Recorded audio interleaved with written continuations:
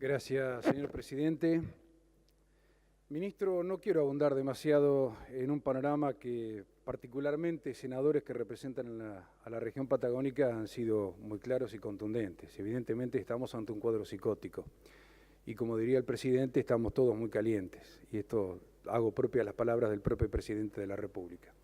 Cuando digo esto no lo digo en vano, ni siquiera es una expresión que en todo caso habrá que analizar este cuadro de situación que nos preocupa.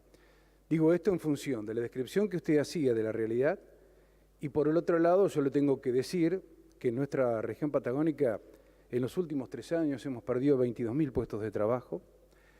Un solo fuero federal en la región patagónica, uno solo, tiene sobre su escritorio que resolver 16.500 ejecuciones fiscales. Nuestro gobernador ha tenido que reclamar y ha tenido que solicitar 1.000 millones de pesos el mes pasado para afrontar el pago de los salarios. Es decir, podíamos seguir profundizando en una situación realmente incómoda y, en definitiva, lo único que haríamos es ratificar lo que ya han señalado nuestros colegas, tanto el senador Páez, el senador Julio Catalán Magni, el señor Ojeda.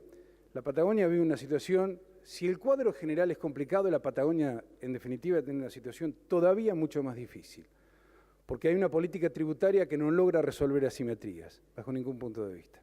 Nosotros no somos competitivos. En una economía de mercado, si el Estado no nos asiste, si el Estado no está presente, evidentemente no tenemos destino.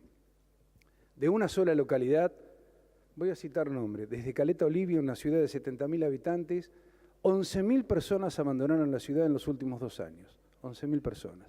¿Sabe dónde están? En el conurbano, que es uno de los grandes problemas que tiene la República Argentina. No es un problema de la provincia de Buenos Aires ni del gobierno nacional, es un problema de todos los argentinos. Esta es la situación a la que estamos asistiendo. Usted hablaba del turismo. El impacto que ha tenido, un tema que recién estaba planteando el senador Páez, el tema del antivirus ha sido letal. Hay localidades donde no han recibido un solo turista. Y en este marco de situación, ministro, yo en realidad no quiero abundar demasiado en calificativos, en describir un panorama que comparto plenamente con lo que ya hemos escuchado, sino reclamarle encarecidamente, ministro, una política que alivie la situación fiscal de cientos y cientos de pymes que hoy están bajo una situación, obviamente, como recién le mencionaba, de ejecución fiscal o de intimación por falta de pago. No tienen capacidad de pago, no es que no quieren pagar, no tienen capacidad de pago, están siendo, en la mayoría de los casos, objeto de una intimación para muchas pymes, no solamente en el sector turístico donde necesitamos en la comarca andina una respuesta en condición de emergencia, necesitamos una respuesta urgente.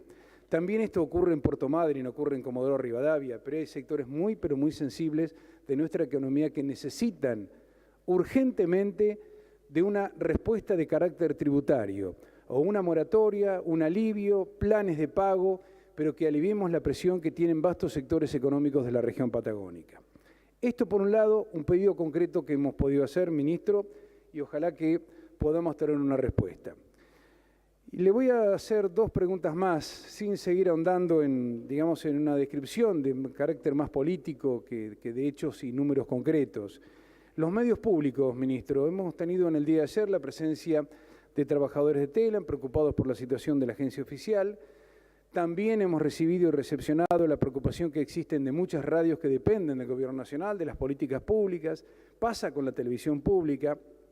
En realidad allí, más allá de contarle con una realidad que usted seguramente conoce, preguntarle, consultarle cuál es la política que en definitiva se va a tener con respecto a los medios públicos, tanto la agencia como Radio Nacional, a lo ancho y a lo largo de toda la República Argentina, como la televisión pública. Es importante saber hacia dónde vamos en este aspecto para llevar tranquilidad y, por otro lado, también para poder recuperar una herramienta que, al menos en la Patagonia Argentina, es construcción de identidad y es una devolución que nosotros desde el micrófono tenemos y como parte de una comunicación esencial, que no la podemos perder.